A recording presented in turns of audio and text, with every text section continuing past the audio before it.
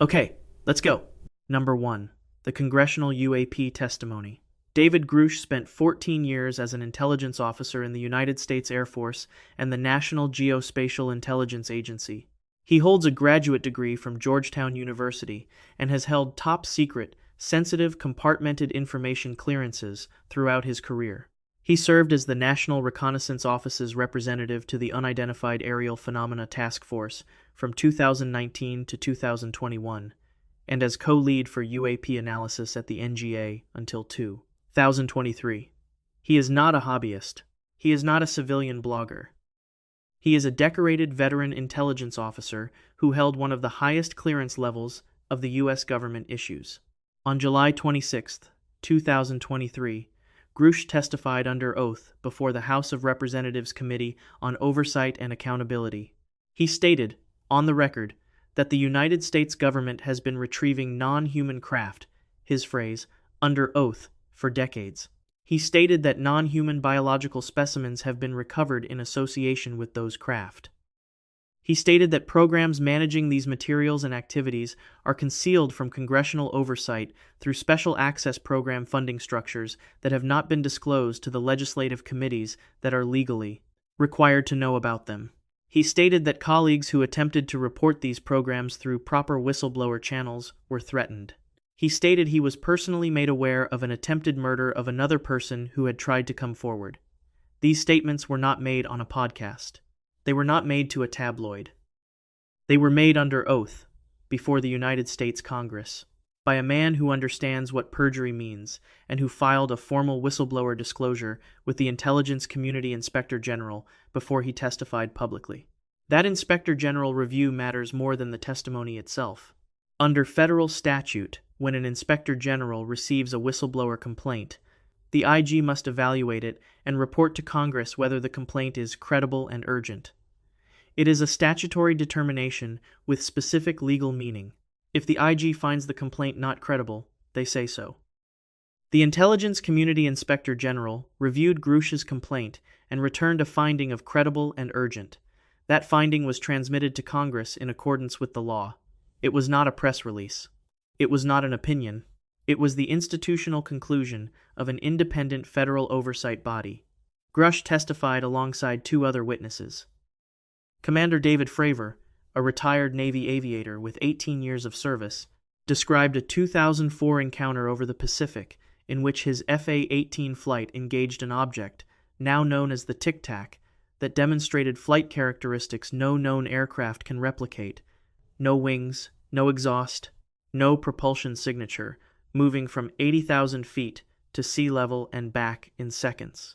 Ryan Graves, a former Navy FA-18 pilot, testified that UAP encounters in restricted U.S. airspace were so frequent during his deployments that pilots stopped reporting them because reporting produced no institutional response. Barack Obama, in a May 2021 appearance on CBS, said this on camera: "When it comes to aliens, there are some things I just can't tell you on air." He then said that regarding UAP, "We can't explain how they move," a former two-term president of the United States said on national television, that the government cannot explain the movement of objects in its own airspace. Number 2. The Lunar Hollow. In 1962, NASA geophysicist Dr. Gordon MacDonald published a paper in the journal Icarus. Apollo had not yet flown. No lunar seismometer had been deployed. MacDonald was working entirely from the available astronomical data on the Moon's orbital dynamics, specifically its moment of inertia, the distribution of mass, as inferred from the gravitational influence the Moon exerts on objects passing nearby. The moment of inertia of a solid body of uniform density produces predictable orbital signatures. The Moon's orbital signatures did not match a uniform solid body. MacDonald wrote that the astronomical data were in agreement with the hypothesis that the Moon is hollow. He published this before a single human being had gone to the Moon. 7 years later, Apollo put seismometers on the surface. What the seismometers found confirmed what MacDonald had calculated from the dynamics alone. On November 20th, 1969, the Apollo 12 crew completed their surface operations and returned to the command module in orbit. The ascent stage of their lunar module, Intrepid, was jettisoned and directed toward the surface. It weighed approximately 2.3 tons. It impacted the moon at roughly 5,000 miles per hour. The seismometers deployed on the surface recorded the result. The moon rang like a bell, the description in the mission scientists' own notes, published in the proceedings of the 1970 Lunar Science Conference. The seismic signal did not decay in the way a solid rocky body decays after impact. It oscillated, it reverberated. It continued for 55 minutes before falling below detection threshold. The experiment was not a single event. For the Apollo 13 mission, NASA directed the SIVB upper stage of the Saturn V rocket into the lunar surface after the cruise abort. The stage weighed 30,600 pounds and struck with the energy equivalent of approximately 11 tons of TNT. The seismometers at the Apollo 12 site, still operational, recorded the result: 3 hours and 20 minutes of reverberations with the same anomalous decay profile. Apollo 14's SIVB impact produced a 3-hour ringing event. 3 independent impacts of different masses and energies, each producing the same profile, each consistent with a hollow or layered interior rather than a homogeneous solid mass. MIT geophysicist Dr. Frank Press and research scientist Dr. David Latham published analyses of the Apollo seismic data, noting the anomalous propagation characteristics. The waves were not behaving as they should propagate through solid basaltic rock of the moon's size and measured density. The data were not disputed. The implications were set aside. Planetary bodies form by gravitational accretion. The process compresses material inward, producing a body denser at the center than at the surface. A naturally accreted moon the size of Earth's moon should have a dense, compressed interior with seismic characteristics consistent with solid rock. It should not ring for 3 hours after a surface impact. It should not exhibit a moment of inertia inconsistent with uniform density. It should not have prompted a NASA geophysicist to publish a hollow moon hypothesis 7 years before the seismometers were placed on its surface and confirmed his analysis. Proposed natural explanations for the ringing include a highly porous fractured regolith extending to significant depth, an unusual core composition, and ancient volcanic tube networks. None of these explanations has been successfully modeled to reproduce the observed resonance profiles consistently across all 3 Apollo impact events simultaneously. 12 human beings have walked on the surface of the moon. We crashed spacecraft into it and measured what happened. The answer the instruments returned was not what the models predicted. Number 3. The Martian breath. Mars has been geologically dead for approximately 3 billion years. Its core cooled and solidified. Its magnetic field collapsed. Without that field to deflect the solar wind, the atmosphere eroded away over hundreds of millions of years, until what remained was a thin carbon dioxide envelope at less than 1% of Earth's sea level pressure. There are no confirmed active volcanoes on Mars, no detected hydrothermal systems, no identified geothermal venting along its surface rifts. Every measurement and model of Martian geology places the planet in the category of a dead world. Then Curiosity started taking measurements, and the category became more complicated. In June 2019, NASA's Curiosity rover recorded methane concentrations of 21 parts per billion in the atmosphere above Gale Crater. That figure was 15 times higher than the baseline methane level. Curiosity had been monitoring for the preceding 6 years. The spike appeared overnight. Within 48 hours, most of it had vanished. The chemical significance of methane on Mars is specific. Ultraviolet radiation from the sun destroys methane molecules in Mars's oxidizing atmosphere within approximately 300 years of their production. For methane to be detectable now, something must be producing it now, actively and continuously. The processes capable of generating methane are active volcanism, hydrothermal activity, the serpentinization of rock by liquid water at depth, and biological metabolism. Mars has not confirmed any of the first 3 at a scale sufficient to account for the measured concentrations. The oxygen data followed. In 2021, a paper published in the Journal of Geophysical Research presented Curiosity's atmospheric oxygen measurements across multiple Martian years. Oxygen concentrations on Mars vary by approximately 30% between seasons. The gas rises in Martian spring and summer, falls in fall and winter, and the cycle repeats. No known photochemical reaction in Mars's thin atmosphere produces this behavior. The models planetary scientists use to simulate Martian atmospheric chemistry, calibrated against decades of observational data, cannot reproduce a 30% seasonal oxygen cycle. In some seasonal windows, the models are off by a factor of 10. On Earth, seasonal atmospheric oxygen variation is driven by biology. Photosynthesis pulls carbon dioxide from the atmosphere and releases oxygen through spring and summer. Respiration and decomposition reverse the exchange through fall and winter. The Martian oxygen anomaly matches the functional signature of biological gas exchange. It matches nothing else in the catalog of known Martian chemistry. This is not the first time the question has come up. Viking Lander 2 touched down on Mars in September 1976, carrying a labeled release experiment, a test designed specifically to detect biological metabolism in Martian soil. The experiment returned a positive result. The lead investigator, Dr. Gilbert Levin, spent the next 4 decades publishing peer-reviewed papers arguing that the Viking-labeled release result was a confirmed detection of life. The mainstream interpretation attributed the positive result to chemical oxidants in the soil. In 2019, Levin and co-investigator Dr. Patricia Stratt published a meta-analysis in the journal Astrobiology, reviewing all Martian chemistry data gathered since Viking. Their conclusion: the chemical oxidant explanation is insufficient to simultaneously account for all the observed results from the original experiment. Something on Mars produces methane in spikes that appear and vanish. Something cycles the planet's oxygen by 30% with each Martian year. In 1976, a test designed to detect life came back positive. Mars has been showing these signs for 50 years. Whatever is producing them has not stopped. Number 4. The U.S. Navy anti-gravity patents.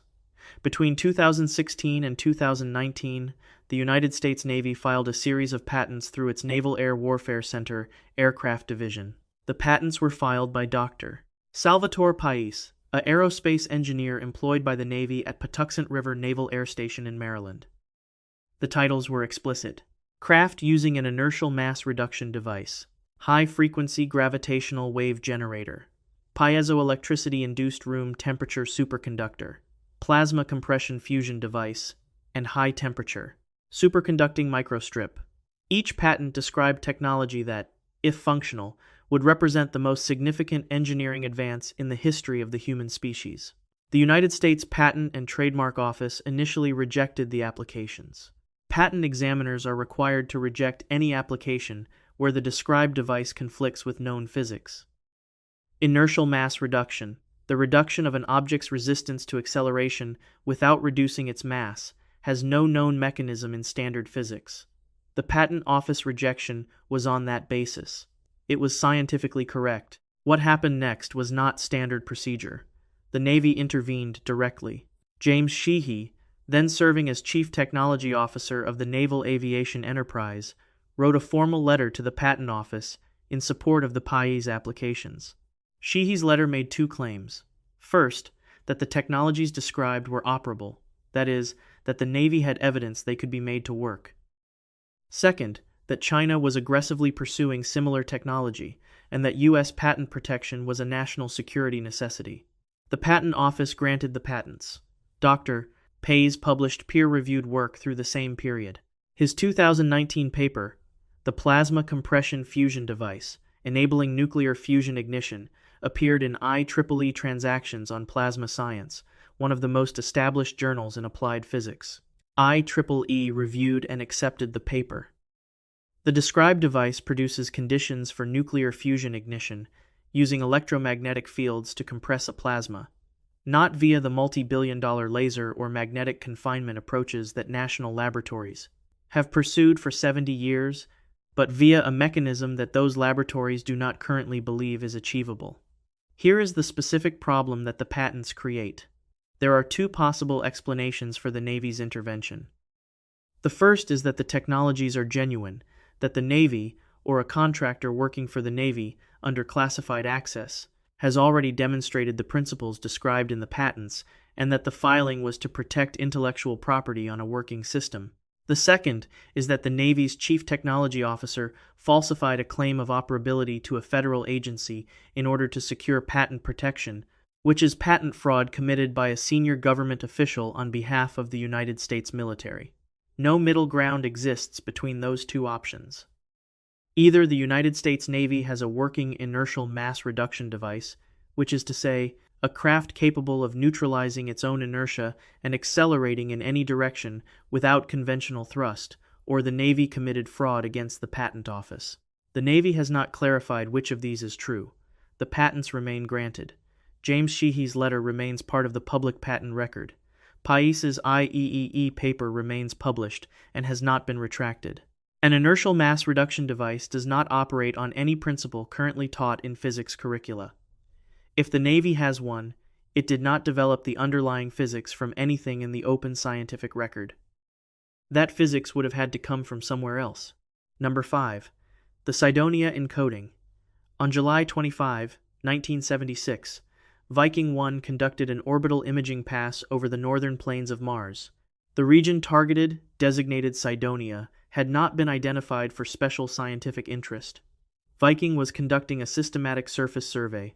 Among the returned frames was image 35A72, which showed a mesa that NASA scientist Tobias Owen noted appeared to resemble a human face. The agency filed it as a curiosity of light and shadow, included it in a press release, and moved on. That framing held until researchers stopped looking at the face and started measuring where it was in relation to everything else. In 1988, researcher Richard Hoagland and engineer Vincent DiPietro published a positional analysis of the major features in the Cydonia region. They were not analyzing the face's visual resemblance to anything. They were analyzing the spatial relationships between the face mound, a set of pyramidal formations known as the city, a five-sided structure designated the D and M pyramid, and two additional prominent mounds. That same year, Dr. Mark Carlotto of Analytic Sciences Corporation published independent analyses in Applied Optics and later in the Journal of the British Interplanetary Society. Carlotto applied enhancement algorithms directly to raw Viking data and performed geometric analysis independent of Hoagland's methodology. Both analyses arrived at the same result. The positions of 5 major Cydonia features, when treated as vertices of a geometric figure, encode the mathematical constants pi and e to 4 decimal places of precision in the proportions and angles of that figure. Pi is the ratio of a circle's circumference to its diameter. E is the base of the natural logarithm. Both are irrational constants embedded in the foundations of physics and mathematics. Both would be known to any civilization with the capacity to navigate, build, or compute. Both appear in the spatial arrangement of mounds on the surface of Mars. Carlotto published a probability estimate of 1 in 2,500 for the spatial arrangement occurring by random geological processes, without accounting for the accuracy to which the constants are reproduced. A separate independent estimate placed the figure at 1 in 1,000. No peer-reviewed rebuttal has produced a quantified null hypothesis probability demonstrating the arrangement falls within the range of normal geological variation. The dismissals have been declarative, not mathematical. In 1998, the Mars Global Surveyor re-imaged Cydonia at 10 times Viking's resolution. Under direct overhead illumination, the face mesa resolved as an eroded butte, a natural-looking landform. NASA's statement that it was geological was accurate about the face. It addressed nothing about the geometric layout of the region. The mounds are not in dispute. Their positions are not in dispute. What those positions encode has not been addressed with quantified counter-analysis. The Mars Reconnaissance Orbiter has imaged Cydonia at sub-3-foot resolution. The features are present. The distances between them are measurable to high precision. The geometric relationships that Carlotto and Hoagland identified in Viking-era data hold in the high-resolution imagery. Mars formed 4.5 billion years ago. The Cydonia region has been on its surface for the entirety of that time. Whatever arrangement the mounds are in, they have been in it since before the first single-celled organism appeared on Earth. Natural geological processes on Mars produce mesas, dunes, impact craters, and volcanic terrain. They do not minimize for mathematical constants. They do not solve for pi. Natural geological processes do not solve for pi. Number 6. The Pentagon metamaterials. In 2007, the Defense Intelligence Agency authorized a program called the Advanced Aerospace Threat Identification Program, AATIP. It ran until at least 2012 under contract with Bigelow Aerospace, a Nevada-based aerospace company with classified facility access. The program budget, disclosed in a 2017 New York Times investigation, was approximately $22 million annually. The program's director was Luis Elizondo, a career intelligence officer with counterintelligence background and access to special access programs. In October 2017, Elizondo resigned from the Pentagon. In his resignation letter, he stated that the program's findings were not receiving adequate attention from senior leadership and that the subject represented a genuine national security concern. He signed his name to that letter and sent it to Secretary of Defense James Mattis. What Elizondo stated publicly after his resignation is specific. He said the program had recovered materials, physical samples retrieved from UAP encounters or landing sites, and that those materials had been analyzed by government contractors. He did not specify where the materials were stored. He specified what the analysis found. Dr. Hal Puthoff, a physicist who holds a doctorate from Stanford University and who served as a consultant and contractor to AATIP through its Science and Technology Division, provided additional detail. Puthoff has testified before the Senate Armed Services Committee's Subcommittee on Emerging Threats. In that testimony, and in published remarks, he described a specific material, a layered bismuth-magnesium-zinc composite with alternating layers at a thickness of approximately 1/100th the width of a human hair. Bismuth-magnesium-zinc, in layered configuration, is not a material that exists in any published engineering catalog. The fabrication tolerance required to produce layers at that thickness exceeds current manufacturing capability by several orders of magnitude. Puthoff stated the isotopic ratios of the material's constituent elements did not match terrestrial sources. Isotopic ratios are the signature of origin. Every element produced in a specific stellar environment carries a characteristic ratio of its isotopes, determined by the nucleosynthetic conditions under which it formed. Earth's bismuth, magnesium, and zinc carry ratios consistent with formation in the solar system's particular stellar history. Material with different ratios came from a different environment. Puthoff's statement, delivered in a formal setting under his name and professional credentials, was that the ratios were not consistent with terrestrial origin. Christopher Mellon served as Deputy Assistant Secretary of Defense for Intelligence from 1997 to 2002. He subsequently served on the Senate Intelligence Committee staff. In public statements beginning in 2018, Mellon confirmed the existence of recovered materials and stated that, in his assessment, based on his access during his government service, some of those materials were potentially not of human manufacture. Mellon is a former Deputy Assistant Secretary of Defense. He put his name on that statement. Here is the detail that materials scientists find difficult to sit with. Bismuth magnesium zinc layered metamaterials in the described configuration are theoretically capable of producing electromagnetic properties not achievable in bulk materials. At 1/100th hair-width layer spacing, the structure falls into a regime where quantum confinement effects alter the material's electromagnetic response in ways that conventional materials cannot replicate. The theoretical utility of such a configuration for electromagnetic field manipulation, specifically the manipulation of field geometries around a craft, has been published in the open scientific literature. The material, if it exists as described, is engineered. It was engineered to do something. The program that found it was funded by the Defense Intelligence Agency, directed by a career counterintelligence officer who resigned over its suppression, and its findings were presented to the United States Senate. The materials have not been publicly released. The program's findings have not been officially declassified. What has been released is the testimony of the people who examined them. Number 7. The Rendlesham Forest Binary Transmission. In the early hours of December 26, 1980, a U.S. Air Force security patrol at RAF Woodbridge, in Suffolk, England, reported a structured craft in the adjacent Rendlesham Forest. The base was one of NATO's largest operational installations in Western Europe during the Cold War.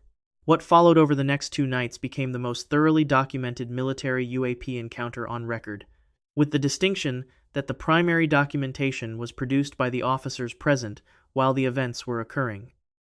Senior Airman John Burroughs and Staff Sergeant Jim Peniston were among the first personnel to approach the craft on the first night.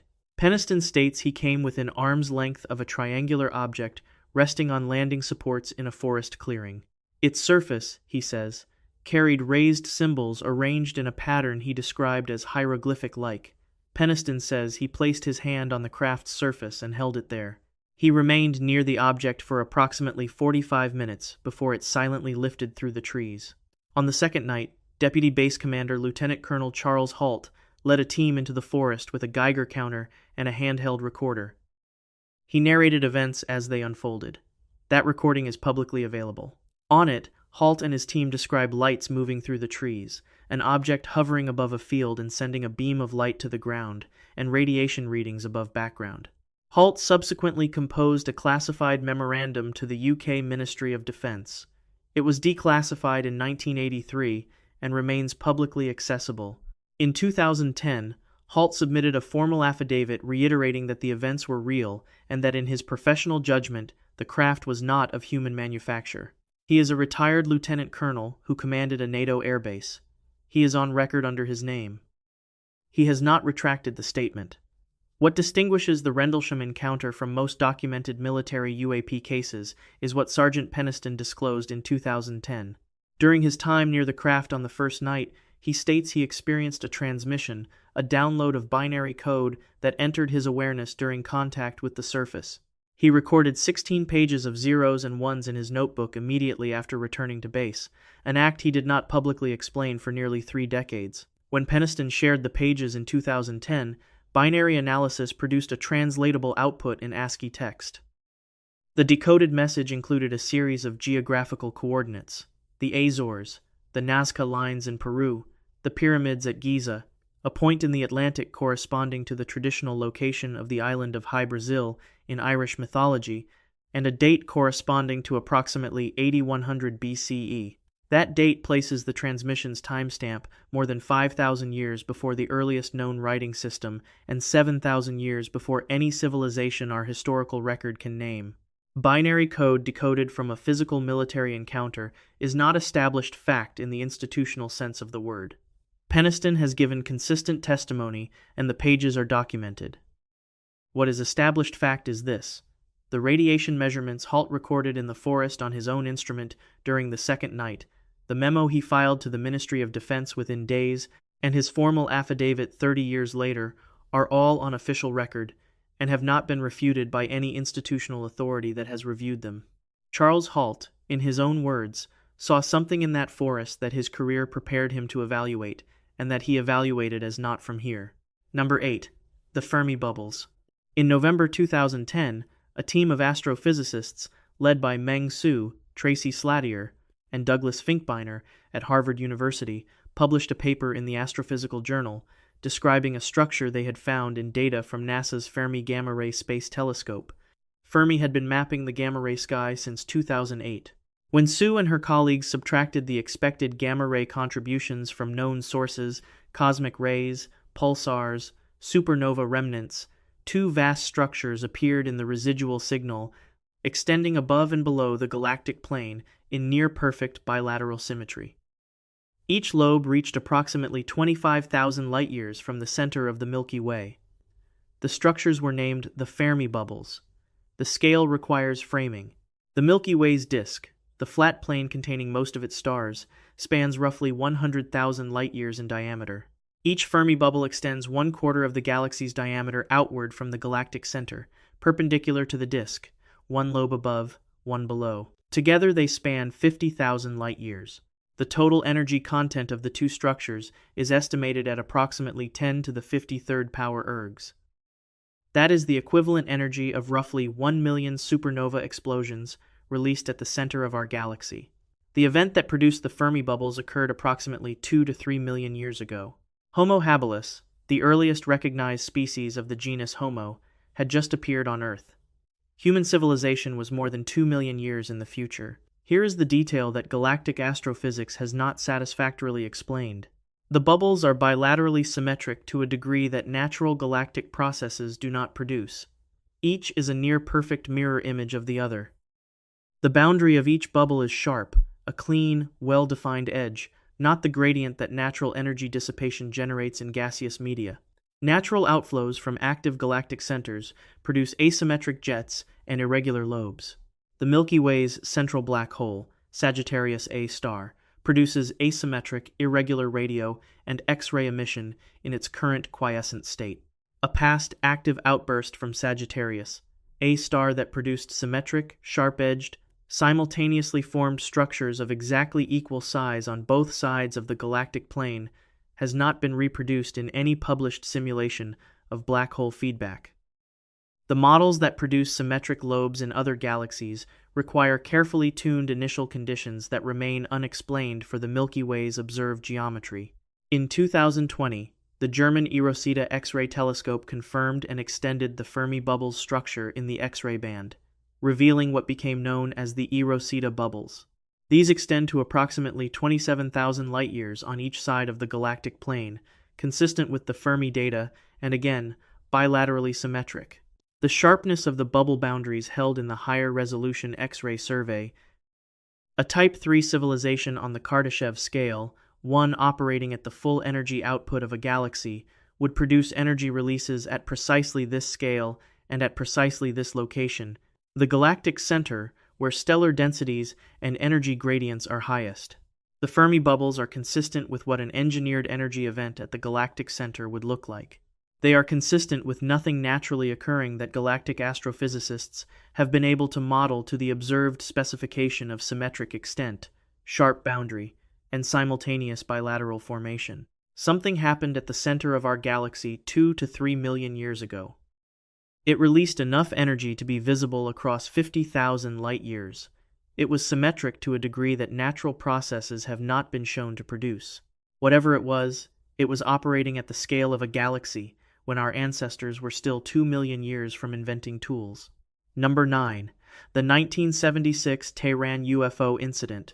On the night of September 18, 1976, the Imperial Iranian Air Force command post in Tehran began receiving civilian calls, reporting a bright object in the sky over the city. The duty officer contacted Brigadier General Yousefi, who looked out his window, confirmed the object visually, and authorized the scramble of an An-4 Phantom II from Sharoki Air Force Base.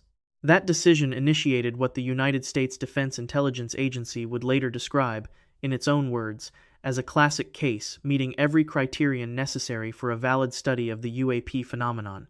The first 4 approached the object. At approximately 25 miles out, all of its instrumentation went offline. Communications systems, navigation equipment, and flight controls simultaneously failed. The pilot broke off and turned back toward the base. The moment he turned away, all systems returned to normal. A second 4 was scrambled. Its pilot, Major Parviz Jafari, acquired the object on radar. The return was the size of a Boeing 707.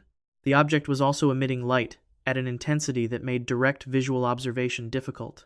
As Jafari closed range, the object began accelerating, not gradually, but instantaneously, maintaining the same distance no matter how Jafari adjusted his approach. Then, a second object separated from the primary and moved directly toward Jafari's aircraft. Jafari attempted to fire an AIM-9 Sidewinder heat-seeking missile. His weapons control panel went dark. His radio communications failed simultaneously. He entered a defensive dive. The smaller object followed him through the dive, then reversed course and returned to the primary object.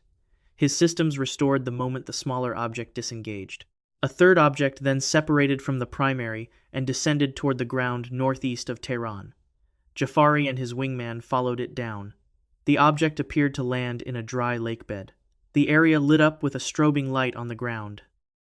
The crews, their equipment now functional, requested clearance to land at Mehrabad Airport. On approach, a fourth object departed the primary and flew directly toward Mehrabad. The airport tower crew confirmed it visually. It reversed and rejoined the primary. Here is the element that separates this from an ordinary unidentified contact. 3 separate electronic systems on 2 separate aircraft failed at the precise moment each aircraft attempted to engage the object, and restored at the precise moment engagement was abandoned. This is not equipment malfunction. Malfunction does not respond to intent. The pattern across both aircraft is consistent with a suppression capability, a system that detects targeting lock and disables weapons electronics on demand, then releases them when the targeting is broken. The U.S. Defense Attaché Office in Tehran filed a detailed report to the Defense Intelligence Agency within days. That report was declassified and is publicly available. The DIA's appended assessment describes the incident as outstanding and lists the criteria it satisfies: multiple witnesses from different locations, radar tracking from the ground and the aircraft simultaneously, electronic effects with physiological components observed by trained military personnel. General Jafari, who retired as a general officer in the Iranian Air Force, testified publicly about the encounter at the National Press Club in Washington in 2007. He described it in the same terms he had in 1976. He has not changed his account. Whatever was in the sky over Tehran that night demonstrated, in a controlled and repeatable manner, the ability to defeat the weapons systems of two combat aircraft while remaining immune to them.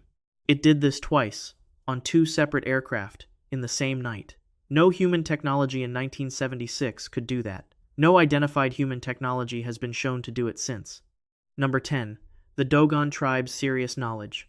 In 1931, French anthropologist Marcel Griaule traveled to the Bandiagara Escarpment in Mali, West Africa, to conduct fieldwork among the Dogon people.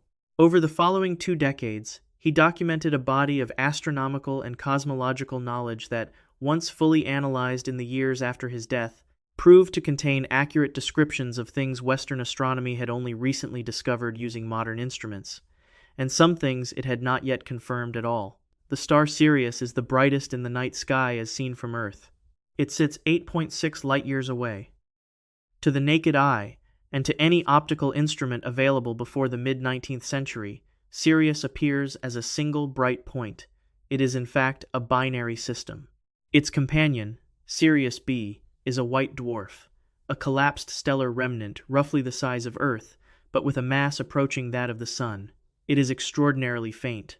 The first Western astronomer to confirm its existence was Alvan Graham Clark in 1862, using a newly constructed refracting telescope. Sirius B was not successfully photographed until 1970. Before Clark's work, no Western scientific tradition had described the companion in meaningful detail. The Dogon had been describing it for generations before any of that happened. In Griaule's recordings, the Dogon called the companion Potolo, translated roughly as the Digitaria star, named after the smallest seed they knew. They said it was white. They said it was the heaviest thing in existence, though it was also the smallest visible star. They said its orbit around Sirius was elliptical, not circular, and that the orbital period was approximately 50 years. The actual orbital period of Sirius B around Sirius A is 50.1 years. The orbit is elliptical. Sirius B is a white dwarf, the densest form of ordinary visible matter, composed of electron-degenerate material millions of times denser than anything found on Earth's surface. The Dogon description is accurate in every measurable parameter. The Dogon also described a third body in the Sirius system, which they called Emia. Western astronomy has not confirmed a third body definitively, but Irving W. Lindenblad at the U.S. Naval Observatory published observations in 1973 documenting discrepancies in Sirius B's measured orbital motion consistent with the gravitational influence of an additional mass. The question remains formally open. Robert Temple published The Sirius Mystery in 1976, analyzing the astronomical accuracy of the Dogon knowledge in full.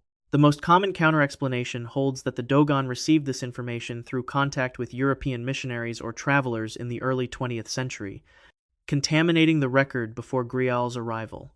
The problem with the contamination hypothesis is specificity.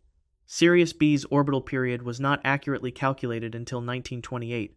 The Bandiagara Escarpment was among the least accessible regions of sub-Saharan West Africa to European travelers during that window. The Dogon's description, specifically the combination of smallest, heaviest, white, elliptical orbit of approximately 50 years, matches the modern astronomical measurement in every parameter simultaneously. A casual encounter with a European traveler does not produce that level of precise correspondence across 5 independent properties of an object invisible to the naked eye. The Dogon say their astronomical knowledge came from beings they call the Nomo, visitors who arrived from the direction of the Sirius system in a vessel that spun and made a loud noise as it descended. They have maintained this account consistently across the full span of Grial's documentation. We have not produced a better explanation for the accuracy of what they knew. The white dwarf orbiting Sirius at a 50-year period was confirmed by modern astronomy in 1970. The Dogon had the right answer for longer than records of their contact with the outside world go back. 10 things. A decorated intelligence officer who testified under oath before Congress that non-human craft and non-human remains have been in the possession of the United States government, whose Inspector General agreed that testimony was credible and urgent. Physical materials with isotopic ratios not from Earth, examined by a government intelligence program. A craft that defies inertial physics so thoroughly that the Navy filed patents for its propulsion system under threat of committing fraud. 2 combat aircraft over Tehran, whose weapons systems were disabled on demand the moment their pilots attempted to fire. Documented in a declassified Defense Intelligence Agency cable that called it outstanding. A binary transmission from a military craft that encoded the coordinates of ancient sites, mathematical constants encoded in the geometry of a dead planet's surface. A moon that rings for hours when struck, predicted hollow before anyone had ever been there, confirmed hollow by 3 separate impacts. A planet that has been geologically dead for 3 billion years and is still producing oxygen and methane on seasonal schedules. Bilateral energy lobes spanning 50,000 light-years with sharp edges that no natural model can produce. And a tribe that described a star invisible to the naked eye with the precision of a telescope, and said the knowledge came from visitors who arrived in a spinning vessel from the direction of that star. These are not claims from the fringes of any discipline. They are on the record. They are in the journals. They are in the congressional testimony. They are in the patent office. Whatever arrived here before us did not leave. And the institutions responsible for knowing what it is have known for longer than they have said. If you want to see more videos like this, subscribe and hit the notification bell so you don't miss what's next. Leave a like and drop a comment below, letting us know where in the world you're watching from.